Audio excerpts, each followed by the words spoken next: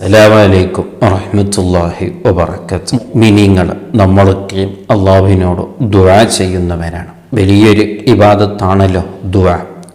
ദുആ ഇല്ലാതെ ഒരു മുഅ്മിനിൻ്റെ ജീവിതമില്ല. എന്നും എല്ലാ സമയത്തും ദുആ ചെയ്തുകൊണ്ടിരിക്കണം. ദുനിയാവിൻ്റെ കാര്യമാവട്ടെ ആഖിറത്തിൻ്റെ കാര്യമാവട്ടെ അള്ളാഹുവിന് ഏറെ ഇഷ്ടമാണ്. ദ്വാർക്കാത്തവരോടാണ് അള്ളാഹുവിന് ദ്വേഷം. പക്ഷേ ആ ദുആക്ക് ഉത്തരം കിട്ടണമെങ്കിൽ ദുആന്റെ മര്യാദകൾ പഠിപ്പിക്കുന്ന സമയത്ത് നാം മനസ്സിലാക്കേണ്ട ഒരു 2-3 കാര്യങ്ങളുണ്ട്. ഒന്ന് ഇഖ്ലാസ്. ഇഖ്ലാസോടു കൂടി ആയിരിക്കണം നമ്മുടെ ദുആ. അതായത് റബ്ബിന് വേണ്ടി, റബ്ബ് ഇഷ്ടപ്പെടും, റബ്ബ് ഉത്തരം നൽകും, അള്ളാഹുവിന് വേണ്ടി മാത്രമായിരിക്കണം നമ്മുടെ ദുആ. പലപ്പോഴും നമ്മുടെ ദുആ എന്ന് പറഞ്ഞാൽ നമ്മുടെ ദുആക്ക് ആമീൻ പറയുന്ന 2 ആൾക്കാർ ഉണ്ടെങ്കിൽ നമ്മുടെ ഇഖ്ലാസ് കൂടും. നല്ല ഭയഭക്തിയായിരിക്കും, നല്ല സ്വരമായിരിക്കും, ഒരു നീണ്ട ദുആ ആയിരിക്കും. അതേ സമയത്ത് നമ്മളെ കൂടെ ആരും ആമീൻ പറയാൻ ഇല്ലെങ്കിൽ ഒരു അൽഹംദുലില്ലാ പോലും നമ്മൾ ദുആ ചെയ്യില്ല. പലപ്പോഴും നമ്മുടെ നിസ്കാരത്തിൻ്റെ അവസ്ഥ എങ്ങനെയാണ്? അതേ, ഒറ്റയ്ക്ക് നിസ്കരിക്കുമ്പോൾ ഒരിക്കലും അതിൽ ദുആ ഉണ്ടാവില്ല. വലിയൊരു മോശപ്പെട്ട ഒരു വിഷയമാണ്. അങ്ങനെ ആയിപ്പോകരുത്.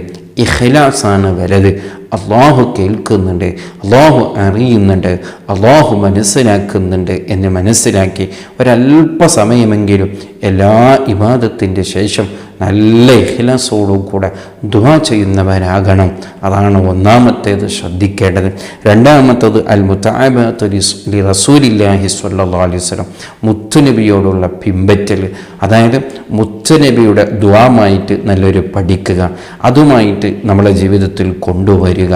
അപ്പോൾ മുത്തുനബിയുടെ ദുആക്ക് വലിയ ബറക്കത്തുണ്ടല്ലോ. അപ്പോൾ മുത്തനബി പഠിപ്പിച്ച ദുആകളൊക്കെയും നമ്മുടെ ജീവിതത്തിൽ കൊണ്ടുവരുമ്പോൾ അതൊരു വലിയ ബറക്കത്ത് കൊണ്ട് ഉത്തരം കിട്ടും. മുത്തനബിയാണെങ്കിലോ എല്ലാ ദുആയും നമ്മെ പഠിപ്പിച്ചിട്ടുണ്ട്.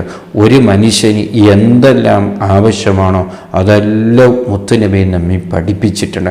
ചെറിയ കാര്യം മുതൽ ഗൗരവമുള്ള എത്രയോ കാര്യങ്ങളൊക്കെയും ഒരു മനുഷ്യൻ്റെ ജീവിതത്തിൽ അത്യാവശ്യമുള്ള എല്ലാ ദുആകളും മുത്തനബി നമ്മെ പഠിപ്പിച്ചിട്ടുണ്ട്. ആ ദുആകളൊക്കെയും നമ്മളെ നിത്യജീവിതത്തിൽ കൊണ്ടുവരിക, അതൊരു വലിയ ബറക്കത്തായിരിക്കും. മൂന്നാമത്തത് അസിഖത്തു ബില്ലാഹി വൽ യഖീനു ബിൽ ഇജാബ. അതേ, ഉത്തരം കിട്ടുമെന്ന് നല്ല ഉറപ്പ് ഉണ്ടാകണം. കിട്ടുമോ ഇല്ലേ എന്ന് തോന്നലോടുകൂടെ ഒരിക്കലും നാം ദുആ ചെയ്യരുത്. റബ്ബിനെ മനസ്സിലാക്കി എന്തും കഴിവുള്ളവനാണെന്നുള്ള ആ നല്ല ഈമാനോട് കൂടെ ആയിരിക്കണം നമ്മുടെ ദുആ. ആരോ പറഞ്ഞു എന്ന് നമ്മളിങ്ങനെ ദുആക്കലല്ലോ. നമുക്ക് വിശ്വാസമുണ്ട് എൻ്റെ റബ്ബ് ഇത് ഉത്തരം നൽകുമെന്ന്. അങ്ങനെ ആയിരിക്കണം. നാലാമതായി ഹുദൂറുൽ ഖൽബ്. അതെ, ദുആ ചെയ്യുന്ന സമയത്ത് നല്ല ഖുശൂഅ് വേണം. അല്ലാതെ മനസ്സിൽ എന്തൊക്കെയോ ചെയ്ത് നമ്മുടെ നാക്കിലൂടെ എന്തൊക്കെയോ വരുന്നുണ്ട്, പക്ഷേ ഖൽബിലാണെങ്കിലോ അങ്ങനെ ആ ചിന്ത ഒന്നുമില്ല. നമ്മുടെ ഖൽബാണെങ്കിലോ എവിടെയോ ആയിരിക്കും. പലപ്പോഴും പല ദുആകൾ അങ്ങനെയാണ്.